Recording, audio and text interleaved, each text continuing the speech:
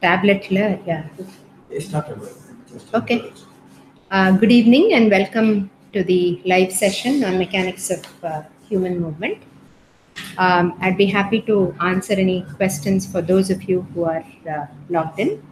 I'll first address some of the questions we received from the feedback form. And then if you have further questions, we can discuss those as well.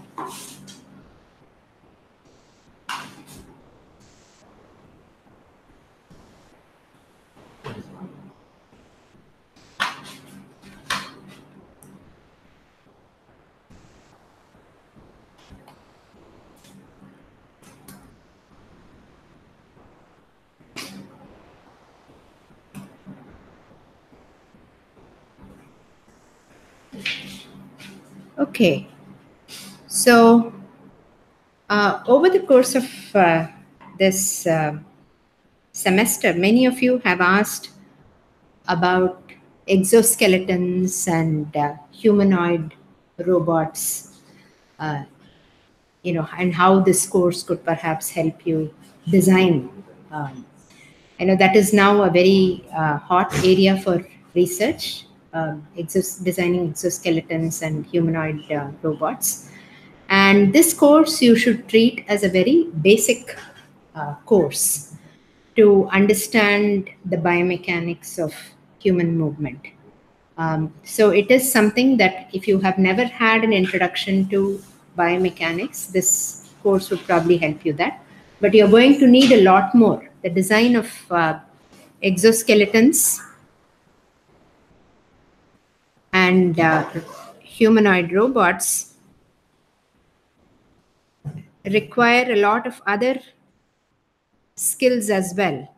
And you will need to perhaps do more advanced courses on, say, robotics, control, instrumentation and control, because exoskeletons are typically active devices that work with the human body to either augment, enhance the strength of a person, an able-bodied person, like in many cases soldiers, for instance, would like to have exoskeletons so that they can carry larger weights over long periods of time without getting tired, or they may want to run faster without fatiguing, quickly cross dangerous terrain, etc.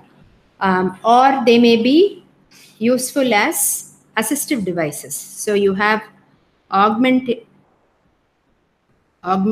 devices which enhance the strength, or you could have what are known as assistive devices, which are for users who may have some kind of locomotor disability. So an exoskeleton could perhaps provide additional. So a person with locomotor disability, maybe there is some problem with their muscular system or the neural system, or with some of their bones. And so they may need some additional help in order to be able to do the activities, the movements that we humans do. And assistive devices are the types of exoskeletons that will enable them to do that. And you have seen in this course, I have dealt with some assistive devices for walking, namely orthosis and prosthesis. So an orthosis is a supportive device, and a prosthesis is a replacement device. So these are also exoskeletons, but typically the newest definition of exoskeletons, they are active devices. They may have some motors or hydraulic actuators that will provide power, external power to the device in order to help the person who's wearing the device do some activities. So this course is a basic course because it helps you understand from a mechanical perspective, from a mechanics perspective, For instance, what are the movements possible at each of the joints? So if you design an external device that will work with the human body, then it has to move similar to the human body. It has to have the same range of motion. It has to execute the motion similarly, so that there is compatibility between the device and the human being, so that the motions of the human are not restricted in any way. So that is one of the things that you would learn from this course. Then you can also understand. So one of the questions was, is there a database of joint angles and forces, moments, joint moments of humans during normal walking? Yes. So if you look at David Winter's book, the book is called Biomechanics and Motor Control. Biomechanics and Motor Control of Human Movement. So this book gives you data at the back of the book for human gait, for normal walking. It is for one subject, but the book also tells you how to, it captures this data. The data is captured using in a gait analysis lab using a motion capture system and force plates. So from that, the book also tells you how the inverse dynamics analysis, which we have done in this course, how that data is used to calculate all the internal net joint moments and the joint forces. So there is data available, and there are also websites which may have databases.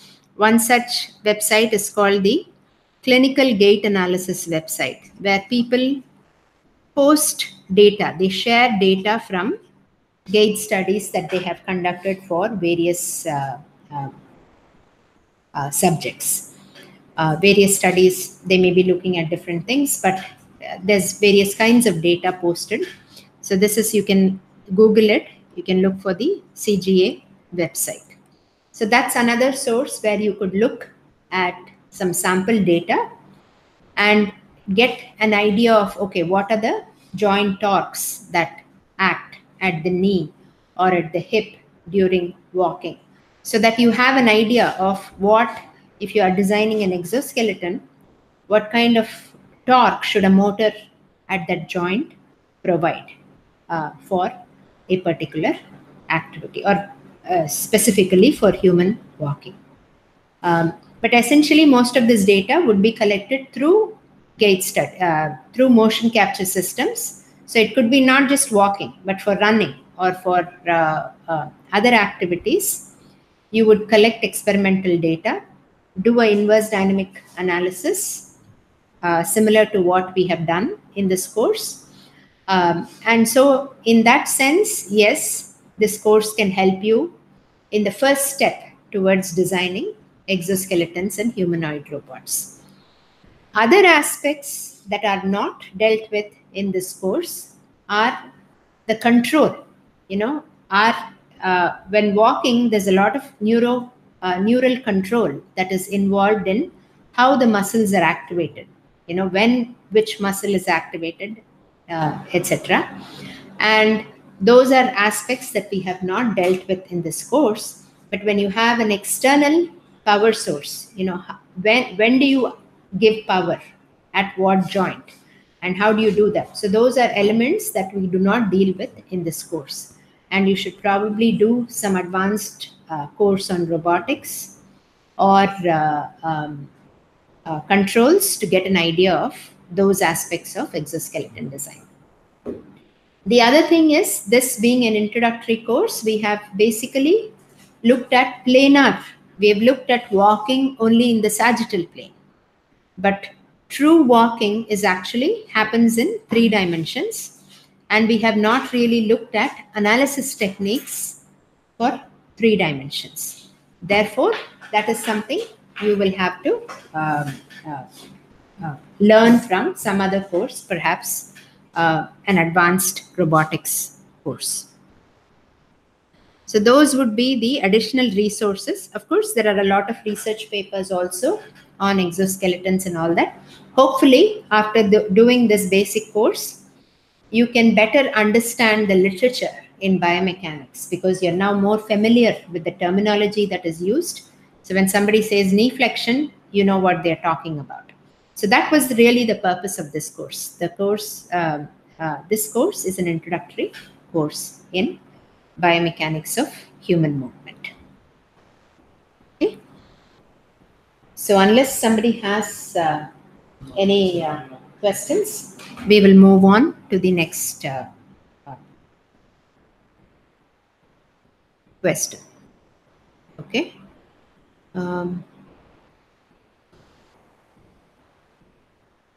So there was a question on question said, how can one decide the weight of a school bag that is safe for children? Okay. So school bag weight.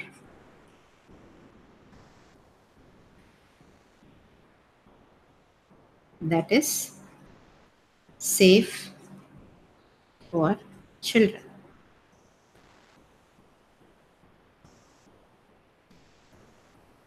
Again, you know how to do the analysis of the spine. You know how to determine the loads on the spine when a person is carrying a backpack. Okay, so you would do exactly that to find out.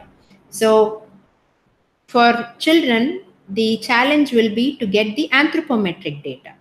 Okay, so the anthropometric data, there were also some earlier questions in the discussion group about where anthropometric data can be obtained, and so again, anthropometric data is basically they obtain this data from cadavers. So they take measurements on, they cut open cadavers and then measure the masses of the various segments. They measure the moments of inertia. They find the location of the center of gravity of a particular segment. They find out where the muscle attachments are, and then after they collect data for a number of such subjects, then they try to normalize that and express it in terms of the body weight and height. That's why the anthropometric data that you have seen that you would see in Winter's book, or that we had presented in this course, you will find, like, say, the mass of the forearm. Okay, so if this is the forearm, the mass of the forearm would be the upper arm and forearm. The masses would all be expressed in terms of body weight. So this is based on statistical data that has been collected. So what would be the mass of the upper arm be? About 0.1 times the body weight, just as an example. Okay, so so you say that for a child, assuming that children follow the same structure, that you can extrapolate the data to children, you would use similar numbers. So that's why it's based on the body weight and the height of the person. So those are the only two parameters you need. So you can use that to do the analysis of the spine to determine what would be the loads on the spine. Very similar to the analysis that we did in the class. So this is your weight of the arms plus the weight of the head. This would be the weight of the trunk. You would have some load, which would be the load carried by the backpack. So this is the child. So this is the head of the child. And you can look at what would be the loads on the spine. So you would do an analysis very similar to what we have done in class to determine the weight that would be safe for children. Obviously, the smaller the load they are carrying, the better. Okay.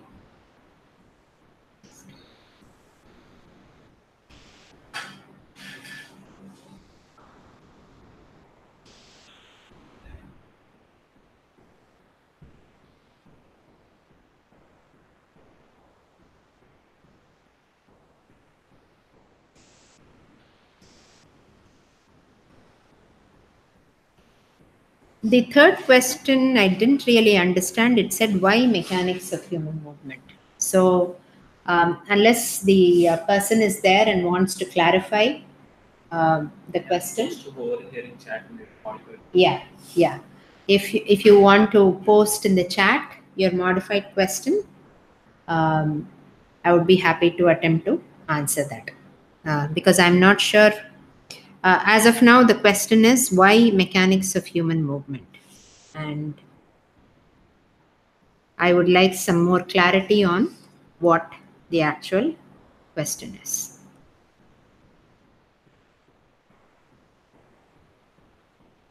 Please clarify. Okay. There are a few other things that over the course in the discussion group, I think principles of statics is something that people have had trouble with. Drawing free body diagrams, determining what forces are internal, what forces are external, etc. So I would like to just spend a few minutes to clarify some of those points, and hopefully it will become clearer. And why do we say that there are three equations, there are three unknowns, etc. So there have been questions along those lines, and so I will just we'll just look at that. So when you have a system, okay, so let's say you have the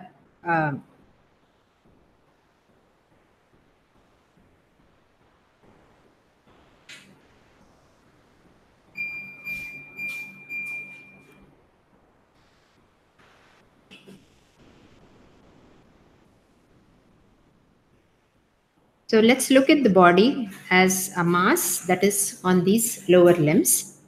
And let's say there is this leg which is on the ground. Okay. So now the weight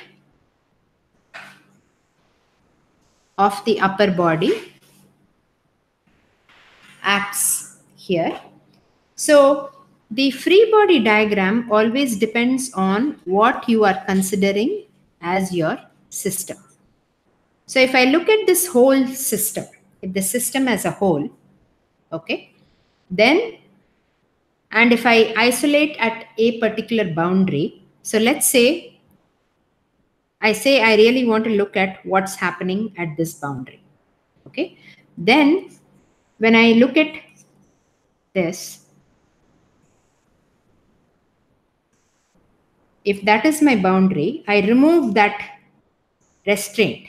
So if I remove, the ground is what prevents my foot from going down. Okay. So that means when I remove the ground, in order to maintain the same system, I have to apply a force on the foot so that I can say that these two are equivalent. Okay. So so the weight is always an external force acting on the system. The weight is always an external force acting on the system. We can start off with just a simple block, okay, that is resting on the ground. It has a certain weight. Okay, so that weight is always acting on the block. If I look at this whole thing as a system, that weight is the only thing acting on the block. Okay. If I remove the boundary, so if I look at the boundary, then I have the weight acting and I have a force, which we call the normal reaction, that is acting to support the block. So I have mg and then I have n. Okay.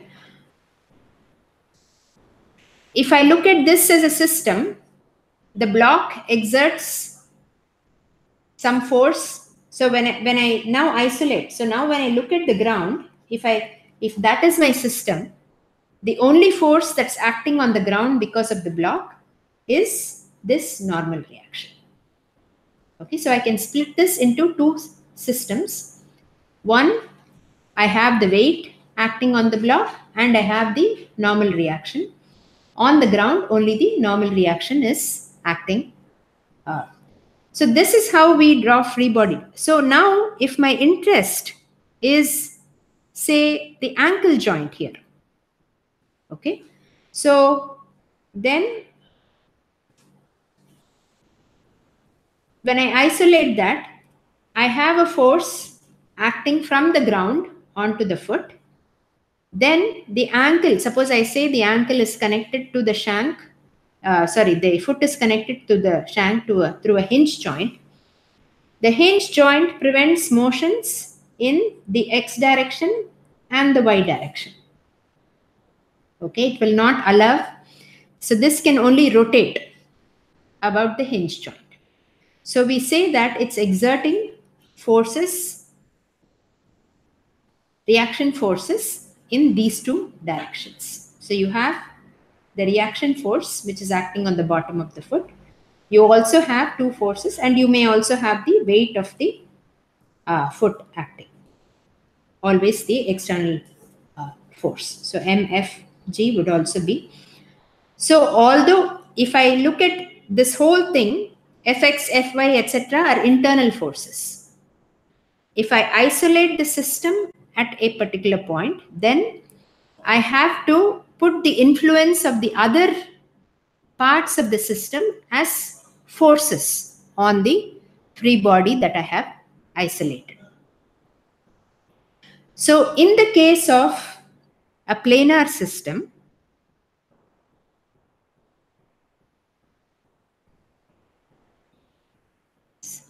okay, let me.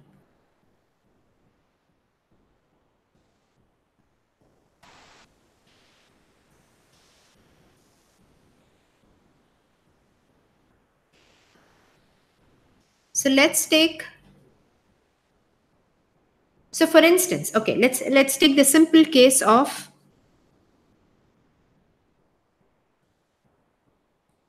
a pinned beam.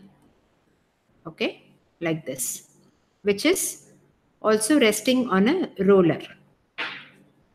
Okay, if we take the case of that, then if the beam is bottom and say it is subjected to some load F, okay, if I remove the pin, what is the effect of the pin? That I have to replace with forces, because essentially what the pin is providing some force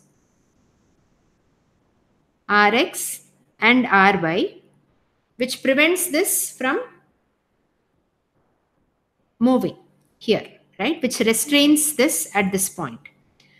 So that is represented by these forces. Similarly, this roller, what does it do?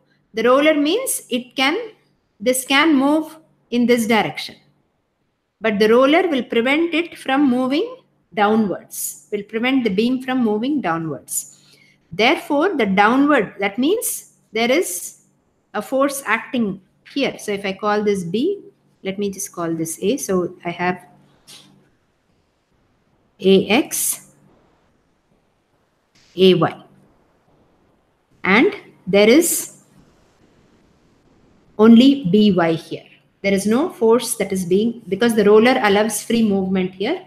So it is not applying any resisting force in that direction. So now in the free body diagram, these reactions, so when you look at the whole system, these reactions are internal to the system, because if I look at this, whatever force the beam applies on that pin, the pin applies on the bracket. Okay, so it's this part here, the internal forces cancel each other out. Okay, the force that, so if I consider this as a system, then I don't have to, when I take this as a whole, I don't have to look at the restraints, they become internal forces. But if I want to find out what are the forces that are applied by that restraint there, then I isolate the free body, and it shows that and the effect of that restraint is expressed in terms of these applied forces. So then these become external forces acting. The internal forces are the external forces acting on this beam alone. Okay, because the restraint is now. Now, if I look at the restraint alone, okay, so if I look at the restraint, if I take that as my free body, the only thing that's acting on it is this same force, but in the opposite direction. And this force in the opposite direction. If I just look at the roller, okay, if I look at the roller has a force from, because it's resting on the ground, if I separate that out, there is a force acting on it from the ground onto the roller, and then the beam is applying an equal and opposite force, By, in this direction on the roller. So the system can be split up into these different parts, and you can see that when you isolate parts of the system, you have to apply the influence of the parts that you have removed as external forces on the system. And those are the restraint forces. So now what were, if this is the whole system, what were internal forces in the system become external forces on the isolated parts of the system. I hope that is now the difference between the internal and external forces is now clear. Now, when you look at static equilibrium, okay, let's take the same beam.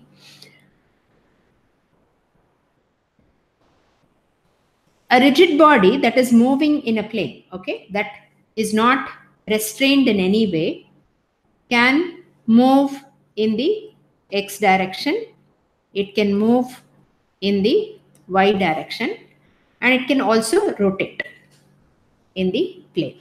So you can have translation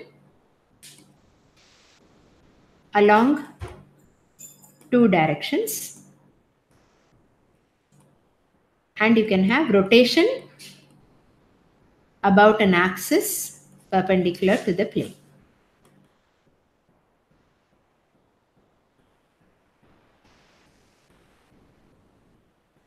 So when you have that, that means if there is no movement happening, there are forces acting on the body to prevent these three types of motion. So in the planar case, for static equilibrium implies there is no motion. The body is at rest. Typically, we are looking at a case where the body is at rest. Okay. Zero force just mean, there is a case where zero force would mean it's moving at a constant velocity. We are not looking at that. We are looking at if a body is at rest. If a body is at rest, we say that for static equilibrium, we have the sum of the forces along the x direction is 0. Sum of the forces along the y direction is 0.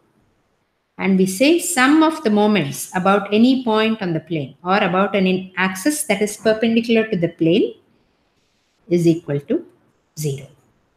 So these are the three equations of equilibrium that we have. So since you have three equations, you can solve for three unknowns from these equations. And so when we look at a case like this, so let's say a person is doing, is holding their, okay, what shall we do? Okay.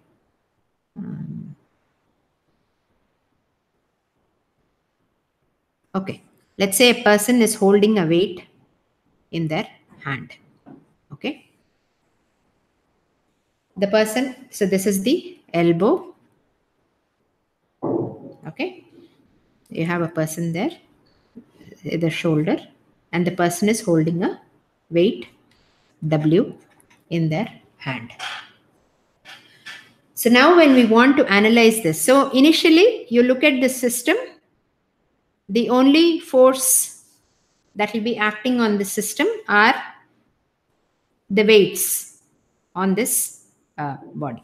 Now, when I want to look at analyze what are the forces at the elbow joint, okay, then I have to isolate it at that point. Okay, so if this is my elbow, I have this force that's being, this is my forearm. The forearm has some weight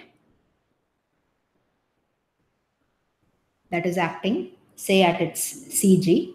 Again, the location of the CG we would obtain from the anthropometric data. And then you know that if you model the elbow as a pin joint, then there will only be, it can resist movement along the X and Y directions. Okay. But you also know in this case that if you look at this, if there are only forces acting on it, a force acting at a distance causes something to rotate. It causes a moment. Okay. Here you can see that if you're able to hold this in your hand, there must be something more that is happening about the elbow joint that is preventing this weight from pulling your hand down, right? So that means, and in the body, the only way moments are generated are through muscles. So muscles act at different points, and they, because of the fact that they are at a distance, they apply force. So say I take the force from the biceps muscle. Say it's acting here. This muscle has a momentum about this elbow joint. And so it can apply a moment about that elbow, which will counteract the moment applied by the external load. And that is how you're able to balance. So you need two forces and a moment to keep this at rest. Okay, so that means one of the forces has to act at some distance from that joint so that you can generate the counter moment to resist the external moment. So now how, then we just apply the equations of equilibrium. So we would say there is no motion happening in the X direction, right? So you resolve the forces. So let's say we know that this acts at an angle alpha. Okay. So the horizontal component, that means Ex sigma Fx equal to 0 implies Ex. So if I take this minus Fb cos alpha equal to 0. Sigma Fy equal to 0 gives Ey acting upwards. Fb sine alpha is also acting upwards. And then I have the weight of the forearm acting downwards and the weight of the external load acting downwards. These are all the external loads acting on the body.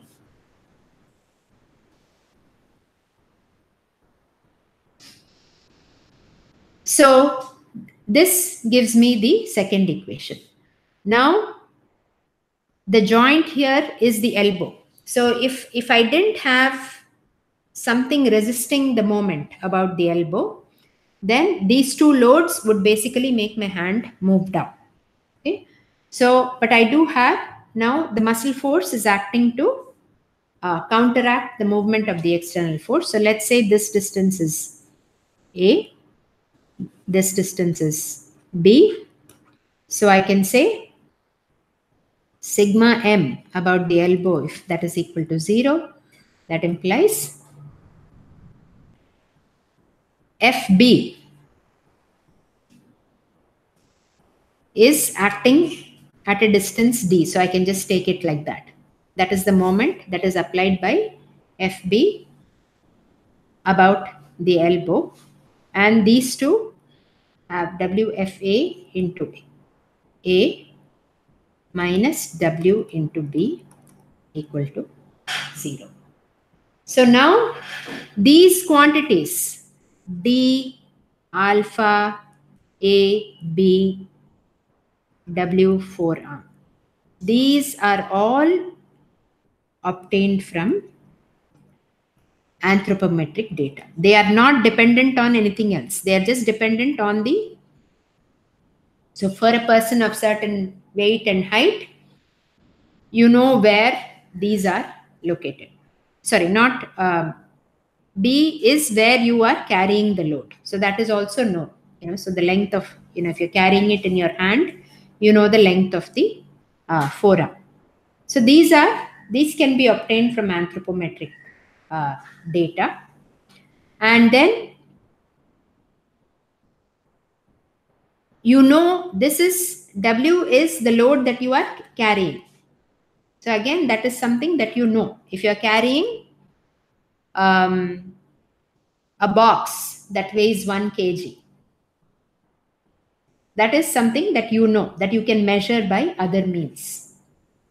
What you can't measure directly are the forces.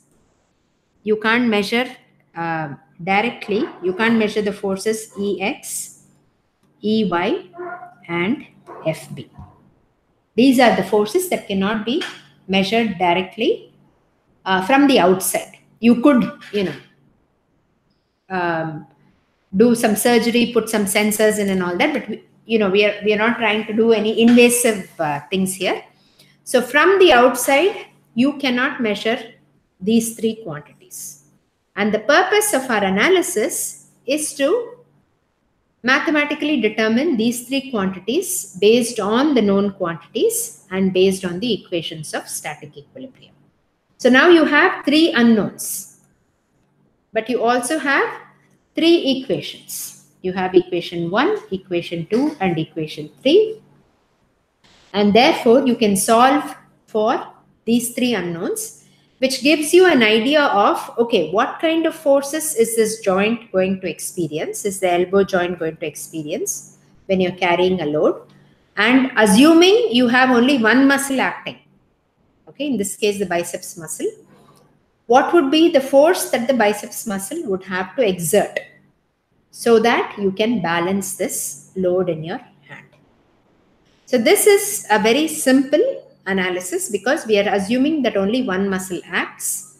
But in reality, in the body, there will be other muscles also acting simultaneously.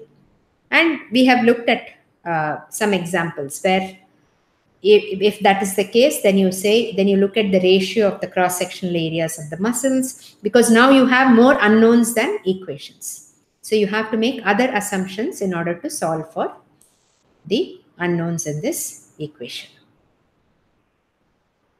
Okay, so I hope that is now clear. So here, if you look at the ball, what is the load on the ball?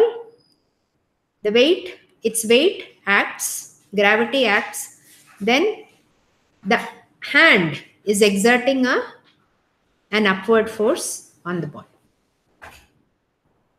Okay, and we assume the 2 are in line. So let's say this is W, the weight is acting, and the hand.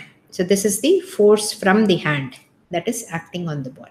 So if I isolate the ball, those are the only 2 forces acting on the ball. If I isolate the forearm, this. If I want to look directly at the shoulder in this particular problem, then I need not look at the elbow. My free body would be like this. So this would be the weight. This would be the weight of the forearm. I would have the weight of the upper arm acting like this. I would not be concerned with the forces at the elbow because I am not splitting my system at that point. So anything that is happening at the elbow, it's all internal to the system. But now if I would have forces at the shoulder, Sx, Sy, and there will be some muscle acting, some muscle force acting here that I would need to balance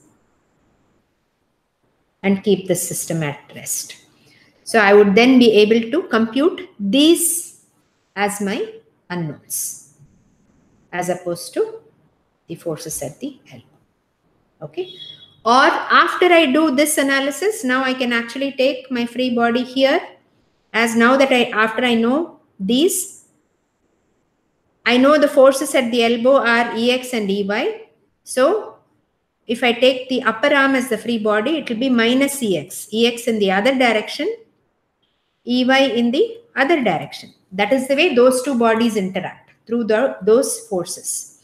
And then I have the weight of the upper arm, and then I would look at what are the forces at the shoulder and maybe some muscle force.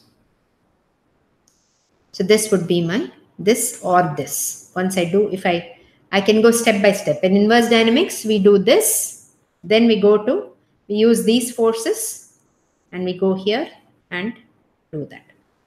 In this case, we would also have to take a moment, because in inverse dynamics, that's why we don't look at, because this muscle force is doing something about this joint. So there is a resisting moment. So whatever moment, if that is applying a moment like this, then the opposite moment acts at the elbow. So ME will be equal to minus FB into D. So you would apply that and then compute the muscle force at the shoulder. Okay. So if there are no more, there are questions. Okay. So there are some questions. So one question combined together. So it says basically the minimum degree of freedom. Can I just take a look at that? Okay. The minimum device required to model a robotic arm or leg perform similar tasks as that of human being. And more specifically, the minimum. And is there any study or reference for this? So if you look at the minimum required degrees of freedom would be also dependent on the motion that you want the exoskeleton to perform. So if it is an exoskeleton that only spans the knee and the ankle, for instance, or if it's a full body exoskeleton, then you would have to basically provide all the degrees of freedom that the human body has. Okay, so if there is an exoskeleton that has a hip joint, okay, the hip joint in the human body is like a ball and socket. So you have rotations in 3 different directions. The exoskeleton, in order to be able to follow the movement of the human body, would have to have a spherical joint at the hip. Okay, so it really depends on what the function of the exoskeleton is.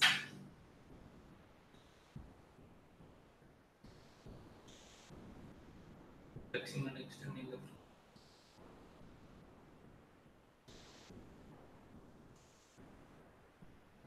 While flexing and extending the fingers, it seems that some muscles in the proximal part of the forearm get engaged. Is it that the muscles stretch from the phalanges to the elbow?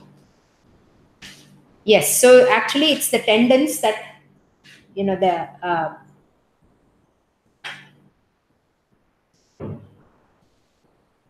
whether it is biarticular muscle case or something.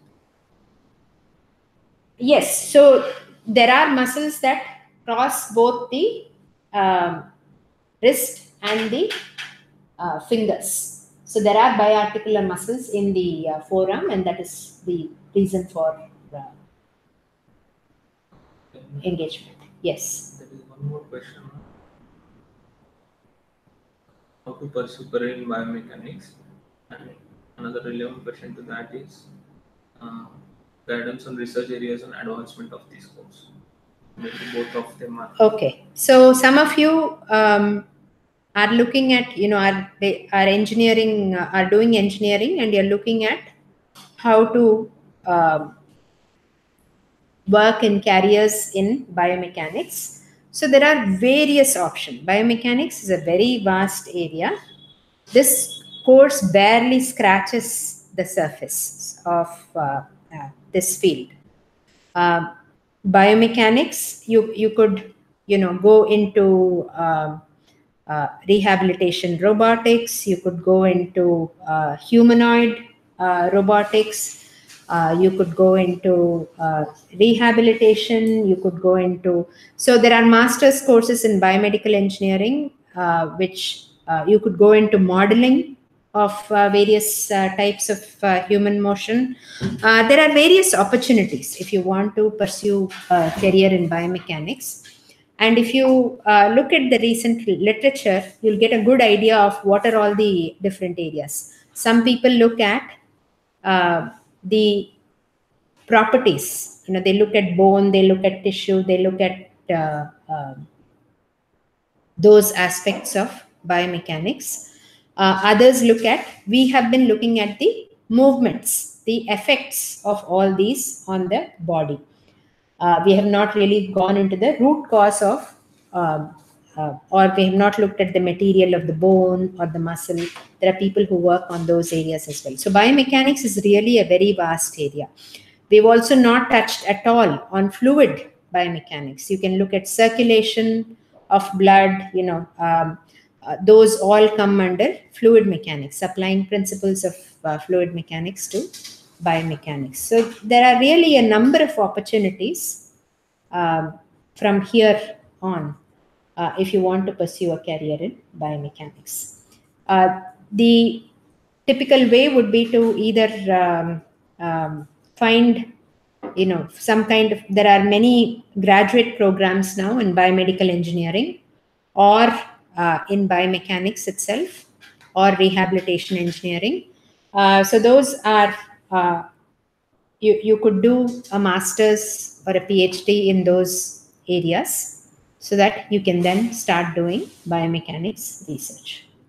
They can search on Biomechal forum as well. Yes, so there is a very nice forum called BiomechL.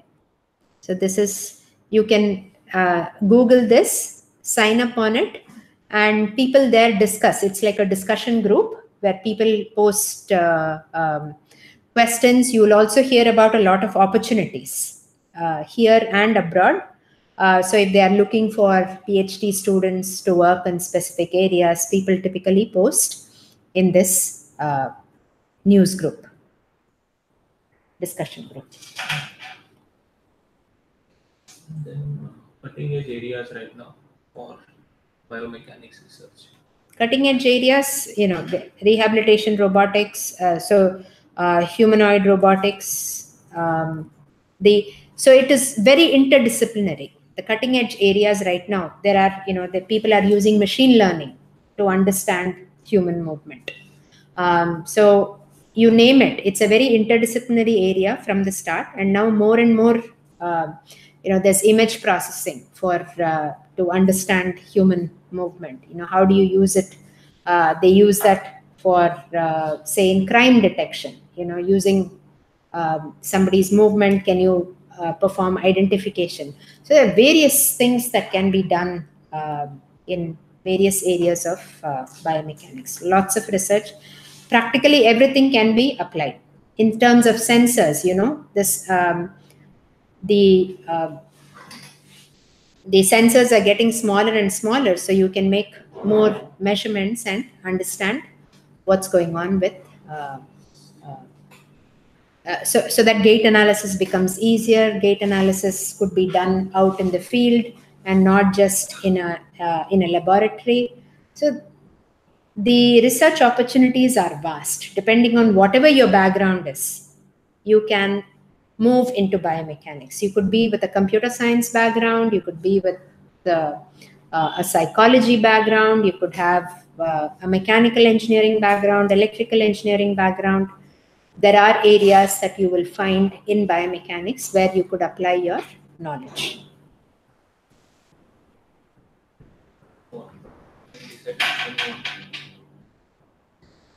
Problem specific.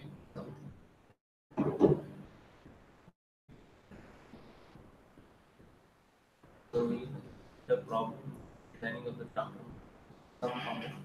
So there's a question about why hip replacements fail. So it is still, see, the body still tries to, when you introduce a foreign body into the human body, there are interactions that are not still fully understood. And therefore, and this is fine. And therefore, it is still, there is a lot of research that needs to be done on finding, biomaterials is another area of research, finding materials that are not just compatible, but that would perform the way our muscles do or our ligaments do, that are as efficient in force production. There are lots of areas that are where there are opportunities, and where basically the research, there are lots of opportunities for research. But so yeah, implants, they fail because you have introduced, the loading is not fully understood, because we have such a range of movements that we are able to perform in the body. But when we model, we make certain assumptions in the modeling. And because we are not able to directly measure some of these loads inside the body, we are only making educated guesses on how these are performing. So it could be improvements in materials, improvements in measurement techniques, so that we get a better idea of what is needed in the design. All those will contribute to better designs as we go along.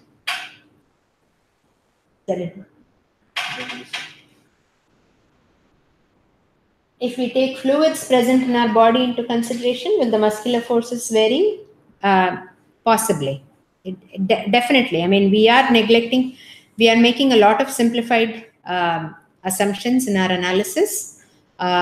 So there are a lot of forces that we are not considering in the very simplified analysis that we do in this course. So certainly there will be an effect of all these other factors. So I think we will close the session now. Thank you all for joining us. And I hope you have found this course interesting and useful, and hope that many more of you will take research in biomechanics as part of your future careers. Thank you.